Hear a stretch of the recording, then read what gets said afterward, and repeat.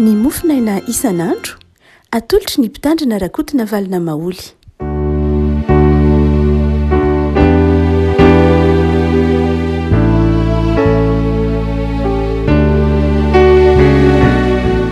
Am-pifaliana ravana no iarabanantsika tratra ity alarobia fa 5,20 ny volana janoary ity. Ny mofinaina voalahatra ho antsika dia ny boky faharoan'ny tantara faharoa toko faharoapolo, tantara faharoa toko faharoapolo andininy fahadimy ka hatramin'ny fahasivy amin'ny anaran'i Jesoa. Ary Josafata nitsangana teo amin'ny fiangonan'ny Joda sy Jerosalema teo amin'ny tranon'i Jehova, teo anoloan'ny kianja vaovao ka nanao hoe: ry Jehova Andriamanitry ny razanay, tsy anao va no Andriamanitra any an-danitra? Eny ianao no manapaka amin'ny fanjakan'ny jentilisa rehetra, ary eo an-tananao ny hery sy ny fahefana, ka tsy misy mahasakana anao. Ry Andriamanitra io, tsy ianao va no nandroaka ny mponina tamin'ity tany ity hiala teo anoloan'ny Israely, olonao ka nanome azy mandrakizay ho an'ny tagnanak'i Abrahama sakaizanao?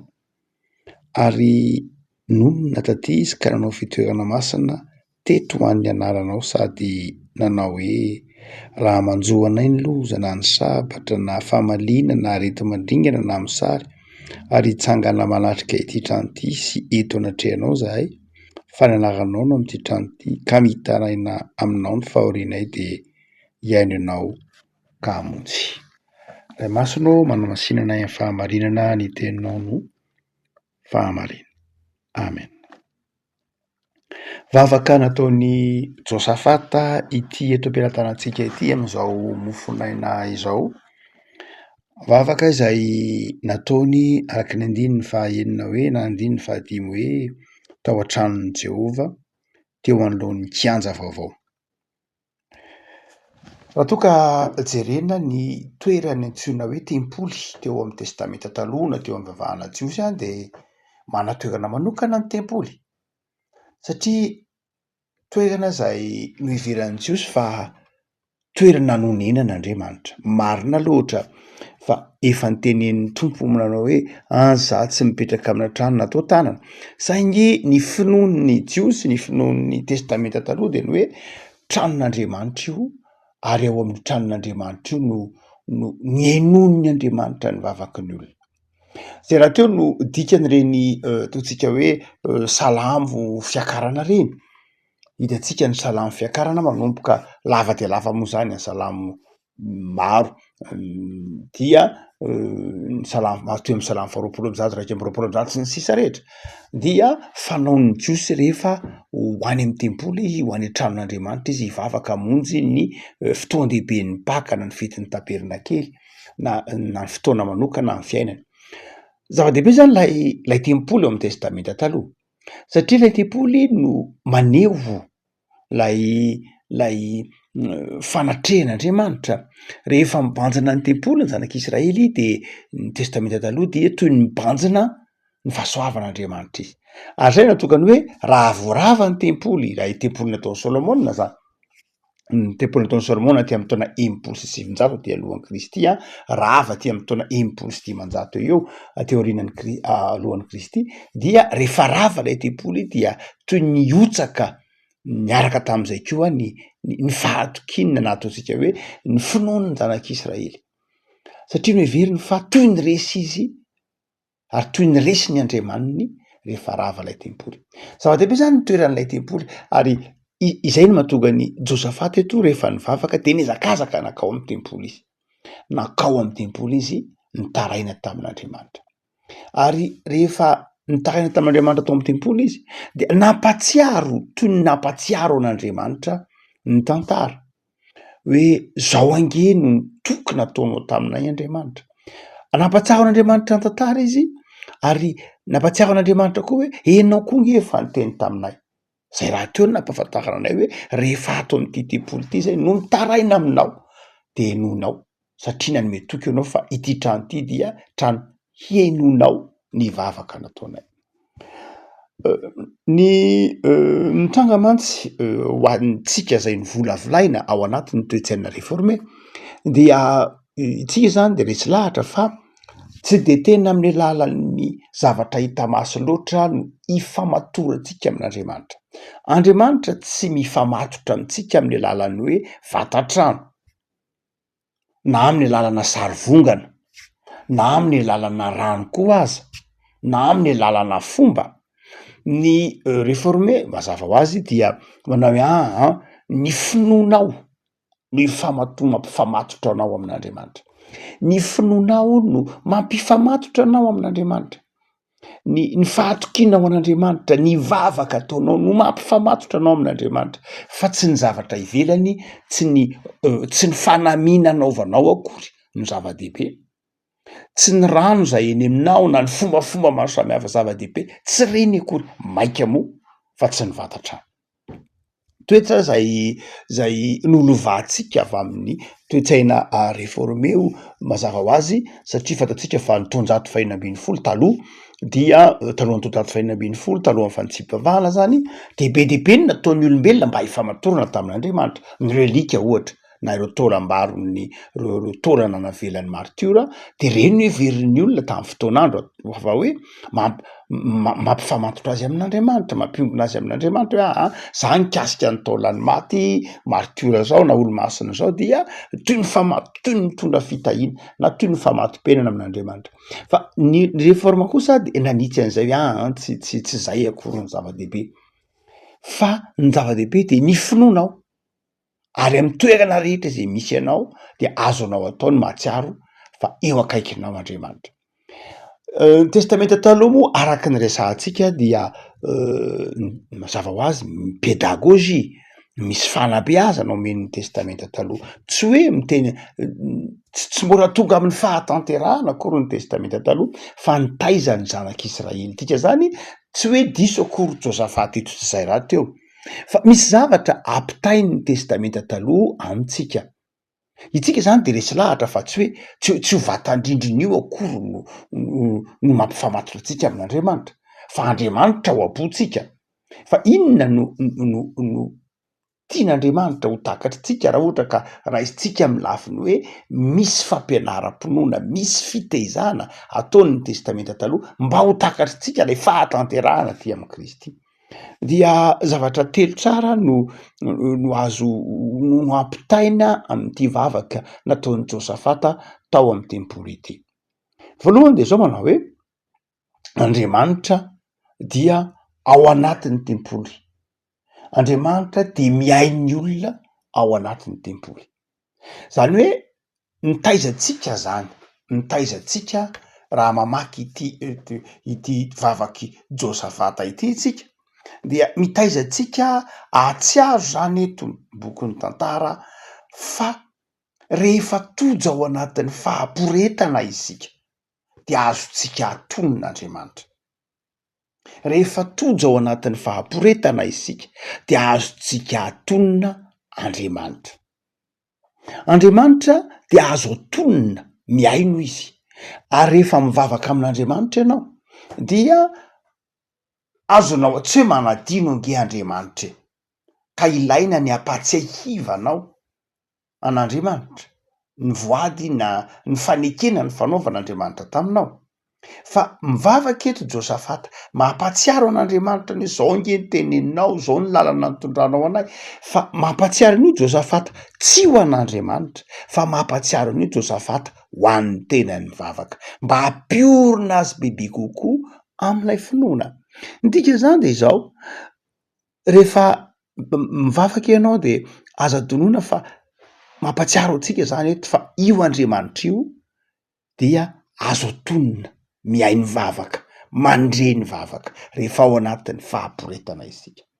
Fa ny faharoa lehibe zay aseho an'ity fampianaran'ity zany dia faharoa lehibe dia manany anao toerana fivavahana.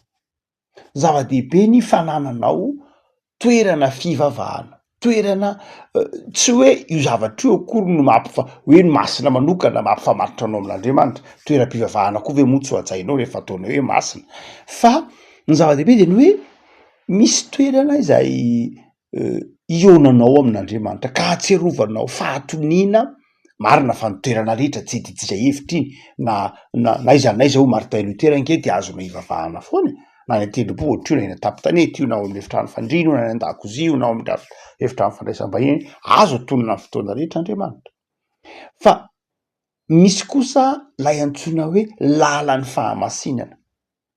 Misy ny vanim-potoana ataontsika hoe fahatserovana aza donoina fa misy ny fiainana ahatserovantsika ho marina eo anatrehan'Andriamanitra mahabino antsika fa misy kosa ny lalan'ny fizorantsika amin'ny fahamasinana isan'andro zany hoe ny fivavahana kristianina tsy hoe tsy mivavaka indray andro tsika de zay maha kristianina tsika fa mivavaka isan'andro isika ho Jesosy.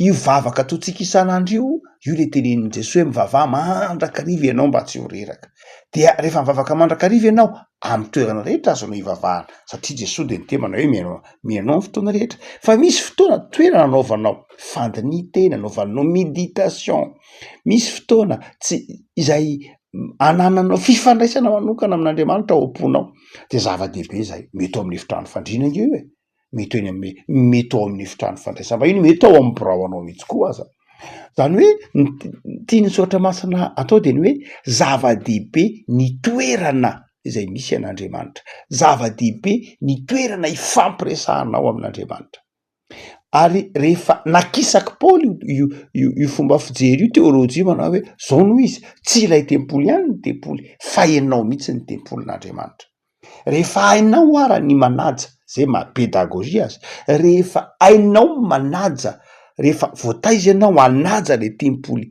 trano de aza donoina fa ny tempoly tena tempoly de io vatanao io tenanao io zany ny tena tempoly ny dikan'izany de izao ary amin'ny lafiny voalohany hoe Andriamanitra ao anatinao ao am-ponao azonao iresahan'Andriamanitra Romanina toko fahavalo Paoly manao hoe ny fanahy de miara-milaza amin'ny fanahitsika fa zanak'Andriamanitra isika.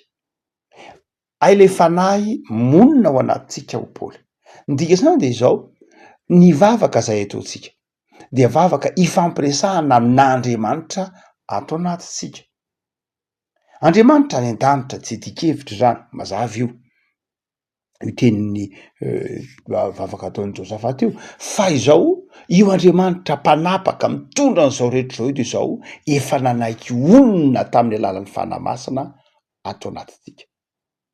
Noho izany de izao lay tempoly resahana eto tempoly Andriamanitra tempoly ao amin'ny testamenta taloha fa aty amin'ny testamenta vaovao dia isika io tempoly io isika lay toeran'ny fanahy masin'Andriamanitra inona no hevitra zany isika izao mihitsy zany de nataon'Andriamanitra ahatsiaro ny fanatrehany amin'ny fiainantsika isan'andro de hoy tsika hoe hajaitsika nitaizantsika hanaja ny tenantsika zany itony andiny Saoratra Masina itony enao no tempolin'Andriamanitra de hajainao zany io tenanao io masina le tempoly ny Jerosalema fa enao koa masina de manjary mahatonga atsika manaja ny tenantsika manaja lay tempolin'Andriamanitra de ny vatantsika zany ho amin'ny fahamasinana fa ny fahatelo zay aseho an'ity dito Saoratra Masina ity tsy hoe Andriamanitra me mivavaka ihany manana toerana ivavahana ary io toerana ivavahana io de izao